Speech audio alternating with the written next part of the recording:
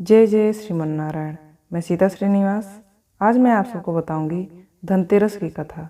धनतेरस की कथा क्या है, धनतेरस कब से मनाई जाती है और क्यों मनाई जाती है, इसका क्या रहस्य है, तो ध्यान से सुनिएगा। एक बार यमराज ने अपने यमदूतों से प्रश्न किया, क्या कभी प्राणियों के प्राण लेते समय तुम्हें किसी पर दया आती है?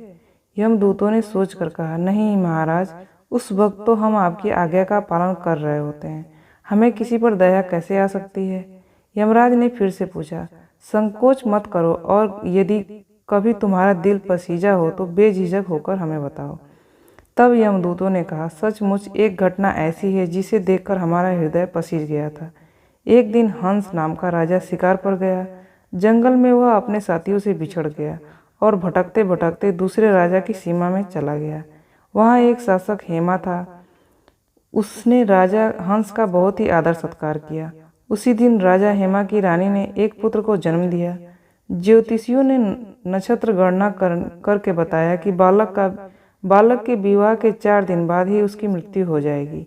राजा हंस ने आज्ञा दी कि इस बालक को यमुना के तट पर एक गुहा में ब्रह्मचारी के रूप में रखा जाए।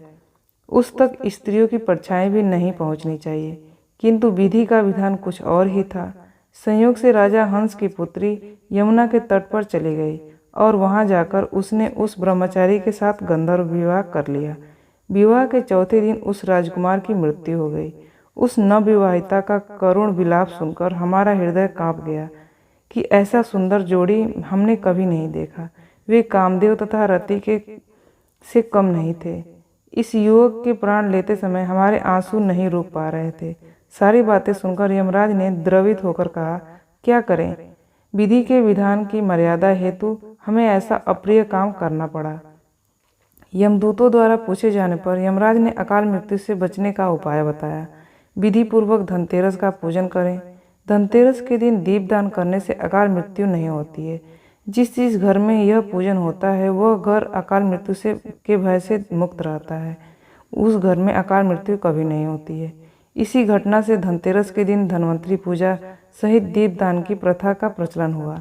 ये जानकारी आपको कैसी लगी? इस तरह की जानकारियाँ पाने के लिए आप इस चैनल को सब्सक्राइब कर दीजिएगा।